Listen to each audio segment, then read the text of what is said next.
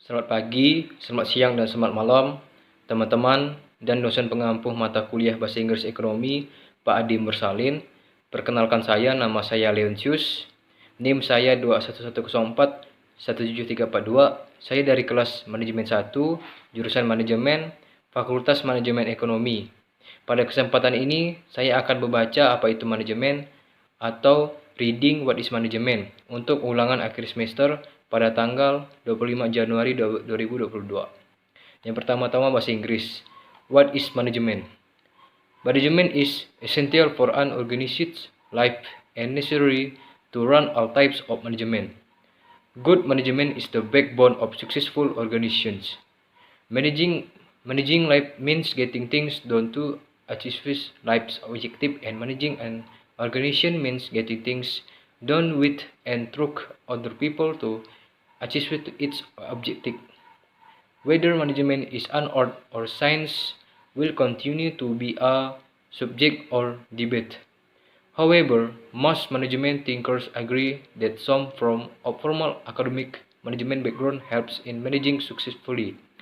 Practically all CAO are university graduates. Hence, the reason for including business degree programs in all academic institutions. Management is a set of principles relating to the function of planning, organizing, directing, and controlling, and the application of this principle in harnessing physical, financial, human, and informational resource efficiently and effectively to achieve organizational goals. Definition of management. Many management thinkers have defined management in their own ways. For example, Van Vliet and Peterson define management as a set of activities directed of the efficient and effective utilization of resources in the pursuit of one or more goals.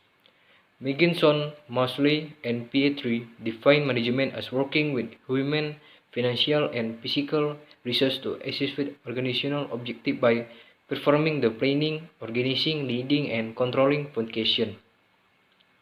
Craig Turner definition of management. Management is a problem-solving process of effectively achieving organizational objective through the efficient use of scarce resources in achieving a performance. According to F.V. Taylor, management is an art of knowing what to do, when to do, and see that it is done in the best and cheapest way.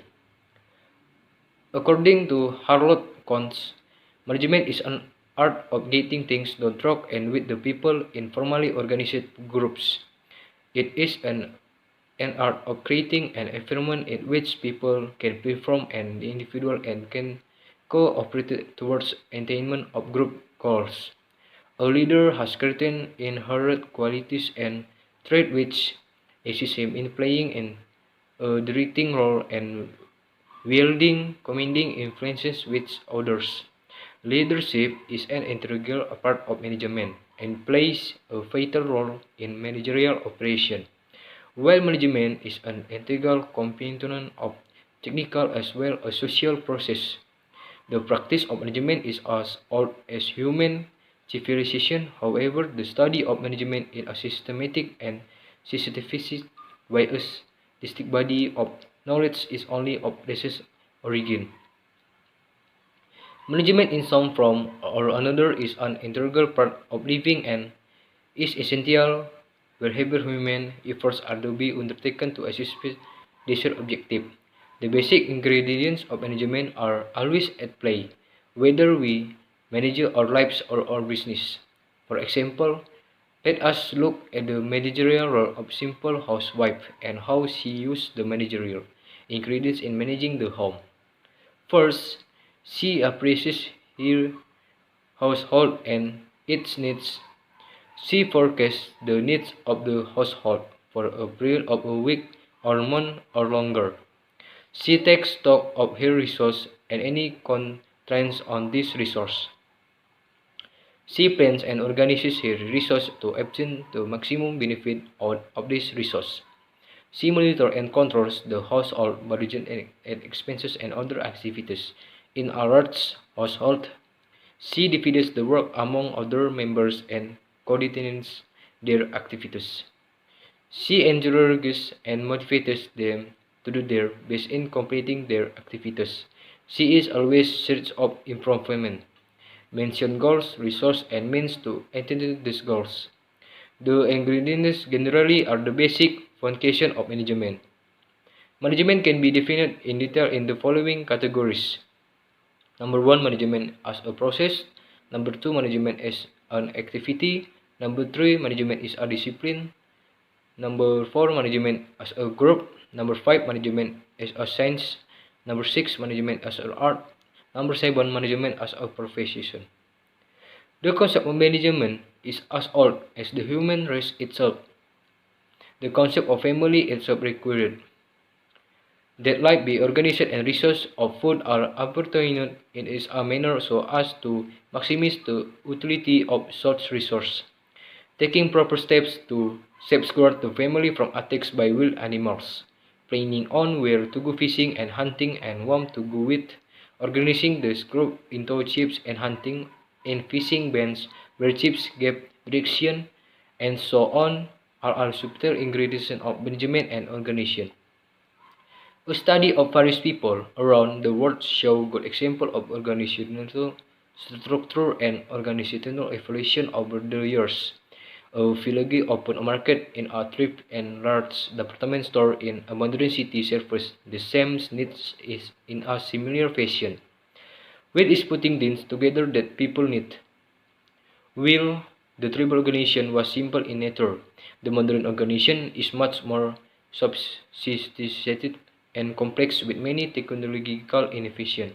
However, the basic form of management and organizational structure seems to have existed since the beginning of organizing human activity. Even the recorded stories show the application of secure management techniques as far back as 5000 BC, when the ancient Sumerians used written records in assisted governmental operation. The accused pyramids built as early as 3000 BC required the organized effort of over 1000 workers. It will be natural to assume the application of modern management, namely planning, organizing, directing, and controlling played a significant role in the construction of these monuments. Similarly, the Aryan civilization of India bears witness to organization living. Management as a system is not only an essential element of organized society, but also an integral part of life when we talk about managing our lives. Managing life is not much different from managing an organization, and this art of management has been with us from time immemorial. Just as well, management life is much better organized, goal-oriented, and successful. Good management of an organization makes the difference between the success and the failure of the organization. Perhaps the importance of management was highlighted by the late President of the United States, John F. Kennedy, when he said that the role of management in our society is critical in human progress. It serves to define a great need of our time to improve standard of living for all people through the effective utilization of human and material sources. Similarly, Peter F. Drucker, a noted management authority, has emphasized the importance of management to social living. He proclaimed nearly 2,519 years ago that effective management was becoming the main resource of developed nations and that it was the most needed resource for developing nation. A manager's job highly critical to the success of any organization. The more complex the organization, the more required is to the manager role in it. A good manager makes things happen. The importance of management is any organization was emphasized by Professor Leonard Reed Silas in his address to a group of management development specialists as follows. We must find ways of confusing society as a whole, and those who train managers in particular, that the real and receive problem of our institution the getting things done. The implementation the evolving of a consensus, the making of the right dedication at the right time with the right people is where the action is. Although we as a society haven't learned to give much credit to manager, I hope we can move toward recognizing the managerial and leadership jobs are among the most critical tasks of our society. As such, they deserve the professional status that we give to more traditional fields of knowledge. There are basically five primary functions of management. These are number one, planning; number two, organizing; number three, staffings; number four, directing; number five, controlling. The controlling function, comprehensive coordination, reporting and budgeting, and hence the controlling function can be broken into those three sub-functions based upon the seven function. Luther coined the word post-decorp, which generally represents the interest of the seven function. EAP stands for planning, O for organizing, S for staffing, D for directing, C for so coordination, R for reporting, and B for budgeting. But planning, organizing, staffing, directing, and controlling are really recognized functions of management. Number one, planning. Planning is future-oriented and determines an organization direction. It is rational and systematic way of making decisions today that will affect the future of the company. It is a keen organized forensic as well a corrective hindsight, informs predicting of the future as well as interpreting to control the events. It involves the ability to foresee the effects of current action in the long run in the future. Planning is the continuous process of making present entrepreneurial decisions systematically and with best possible knowledge of their futurity. Organizing systematically the efforts needed to carry out this decision and measuring the result of this decision against the expectation through organization and system feedback. An effective planning program incorporates the effect of both external as well as internal factors.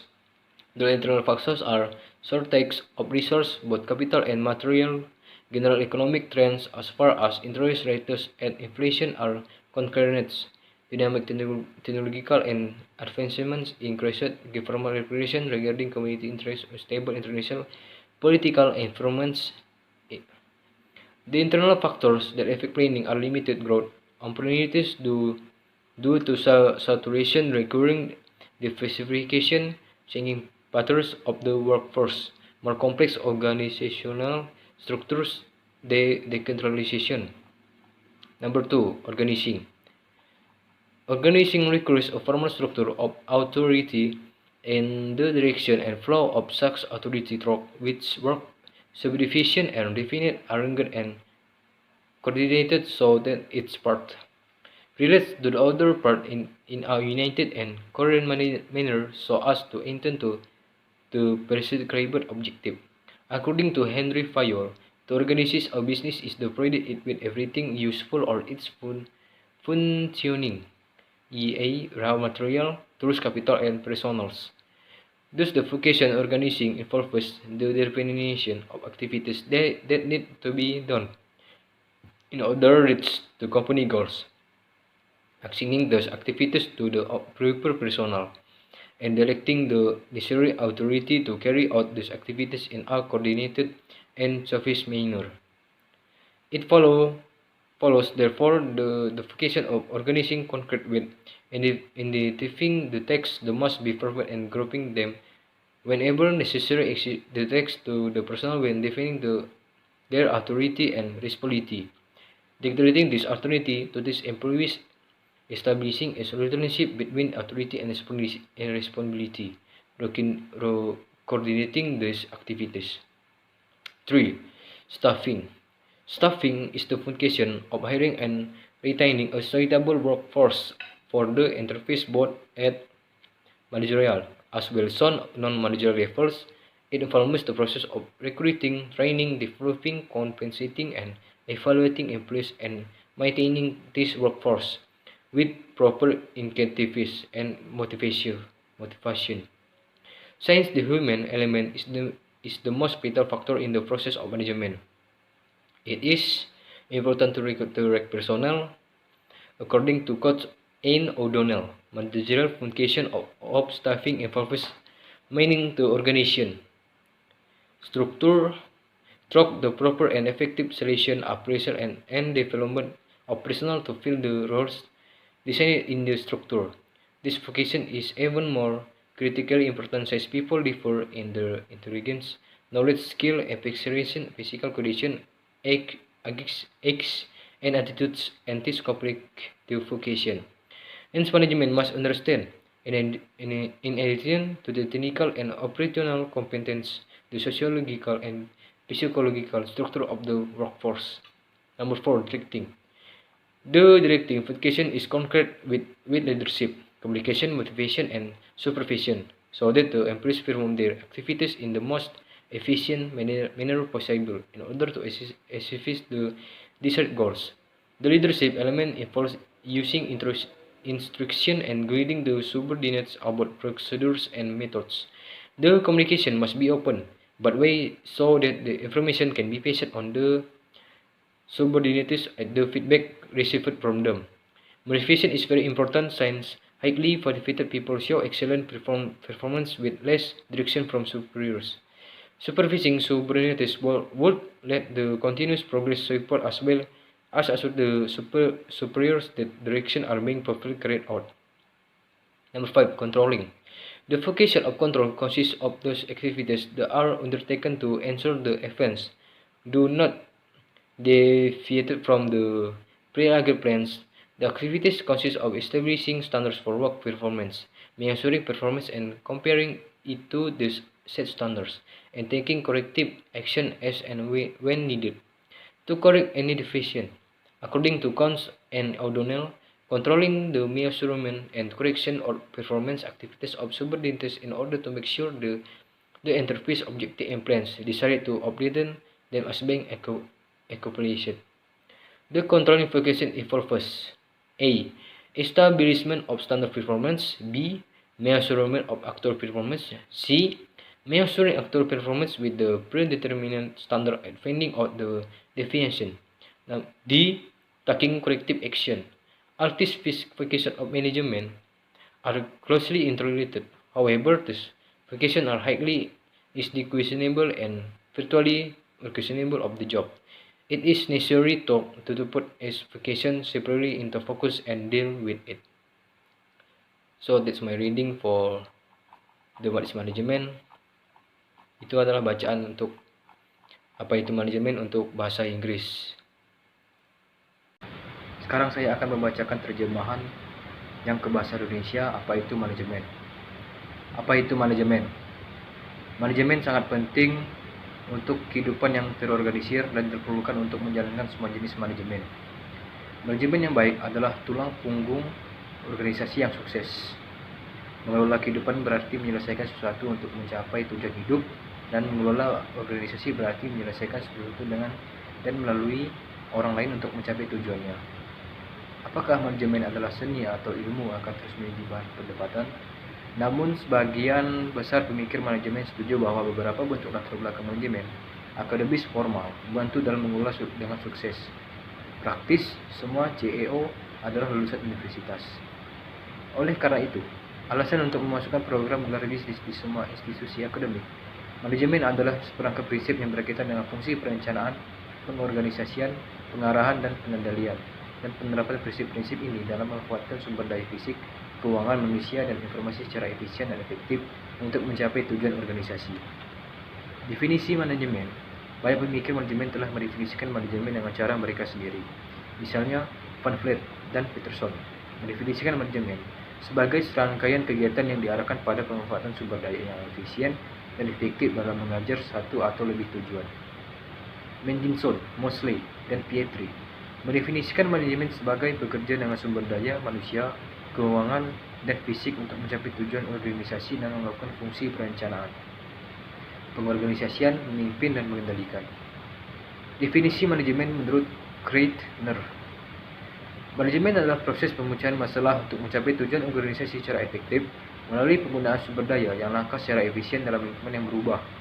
Menurut F.W. Taylor, manajemen adalah seni mengetahui apa yang harus dilakukan, kapan harus dilakukan, dan melihat bahwa itu dilakukan dengan cara terbaik dan termurah. Menurut Harlow Kuntz, manajemen adalah seni untuk menyelesaikan sesuatu melalui dan dengan orang-orang dalam kelompok yang terorganisir secara formal. Ini adalah seni menciptakan lingkungan di mana orang dapat melakukan dan individu dan dapat bekerja sama menuju pencapaian tujuan kelompok. Seorang pemimpin memiliki kualitas dan sifat yang melekat tertentu yang membantunya dalam memainkan peran, mengarahkan dan menggunakan pengaruh pemerintah yang lain. Kepemimpinan adalah bagian integral dari manajemen dan memainkan peran penting dalam operasi manajerial. Sedangkan manajemen merupakan komponen integral dari proses teknis dan sosial. Praktis manajemen sama tuanya dengan peradaban manusia. Namun, studi tentang manajemen dengan cara yang sistematis dan ilmiah sebagai kumpulan pengetahuan yang berbeda baru muncul belakangan ini.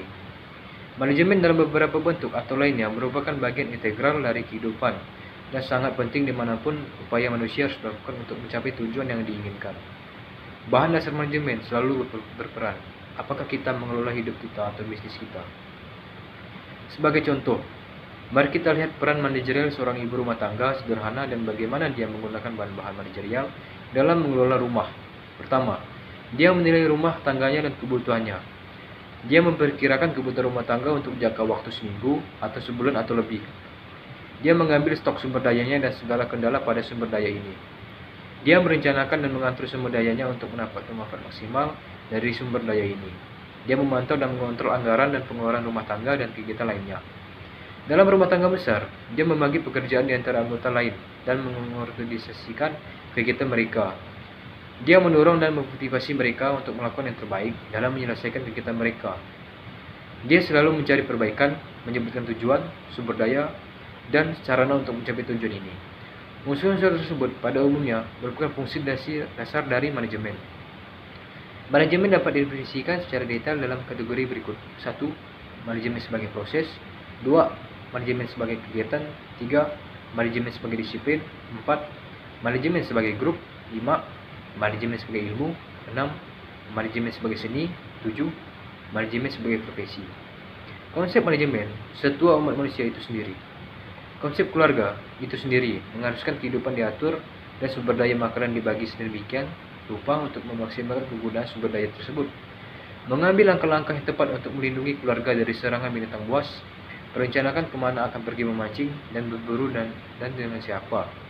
Mengorganisir kelompok-kelompok ini menjadi pemimpin dan kelompok berburu dan memancing di mana pemimpin memberi arahan dan seterusnya.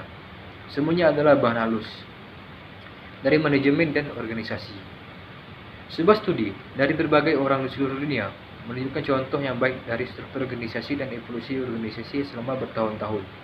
Pasar terbuka desa di sebuah suku dan departemen store besar di kota modern melayani kebutuhan yang sama dengan cara yang sama, yaitu menyatukan barang-barang yang dibutuhkan orang, sementara organisasi kesukuan bersifat sederhana.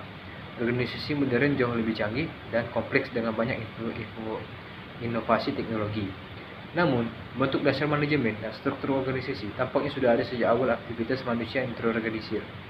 Bahkan, catatan sejarah menunjukkan penerapan beberapa teknik manajemen ini berjauh 5000 sebelum Masehi ketika bangsa Sumeria kuno menggunakan catatan tertulis dalam membantu operasi pemerintah. Piramida Mesir dibangun pada awal 3000 sebelum Masehi, membutuhkan upaya terorganisir lebih dari 1 juta pekerja. Wajar jika semua fungsi manajemen modern, yaitu perencanaan, pengorganisasian, pengarahan, dan pengendalian, memainkan peran penting dalam pembangunan monumen ini. Demikian pula, peradaban awal India menjadi saksi kehidupan yang terorganisir. Manajemen sebagai suatu sistem tidak hanya merupakan elemen penting dari masyarakat yang terorganisir, tetapi juga merupakan bagian integral dari kehidupan ketika kita berbicara tentang mengolah hidup kita. Mengelola kehidupan tidak jauh berbeda dengan mengolah organisasi, dan seni manajemen ini telah bersama kita sejak dahulu kala. Sama seperti kehidupan yang kelola dengan baik jauh lebih terorganisir. Berorientasi pada tujuan dan sukses, manajemen organisasi yang baik membuat perbedaan antara keberhasilan dan kegagalan organisasi. Mungkin pentingnya manajemen disorot oleh mendiang Presiden Amerika Serikat John F. Kennedy ketika dia mengatakan bahwa peran manajemen dalam masyarakat kita sangat penting dalam kemajuan manusia. Ini berfungsi untuk mengidentifikasi kebutuhan besar zaman kita untuk meningkatkan standar hidup semua orang melalui pemanfaatan sumber daya manusia dan material secara efektif.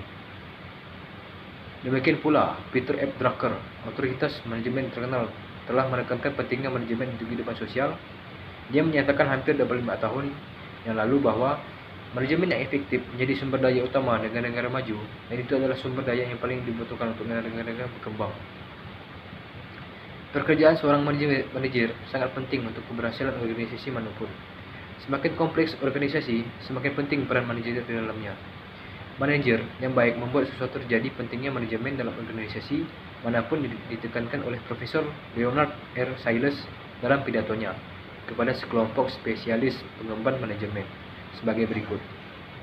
Kita harus menemukan cara untuk meyakinkan masyarakat secara keseluruhan dan mereka yang melatih para manajer khususnya bahwa masalah kepemimpinan yang sebenarnya dari lembaga kita menyelesaikan sesuatu, mengimplementasikan, mengembangkan konsensus, membuat keputusan yang tepat di waktu yang tepat dengan orang yang tepat adalah di mana tindakannya.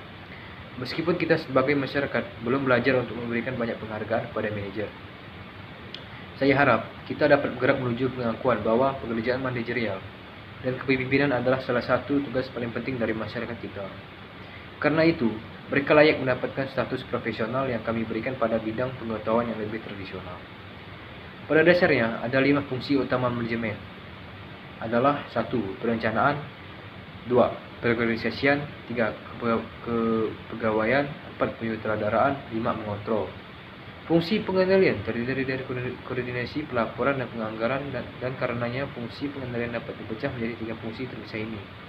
Berdasarkan ketujuh fungsi tersebut, Later Gulick menciptakan kata port scope yang secara umum mewakili inisial dari ketujuh fungsi tersebut, yaitu P, singkatan dari planning, O berarti organizing, S berarti staffing, D berarti directing, CO untuk show coordination, R untuk pelaporan, dan B untuk penganggaran.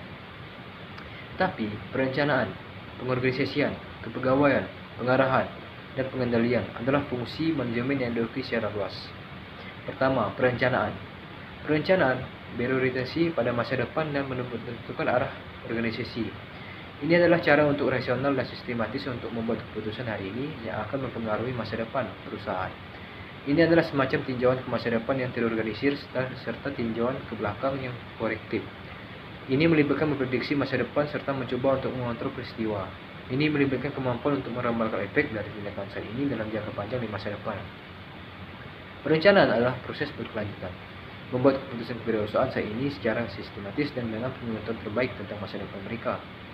Mengatur secara sistematis upaya yang diperlukan untuk masa depan keputusan ini dan mengukur hasil keputusan ini terhadap harapan melalui umpan balik yang terorganisir dan sistematis.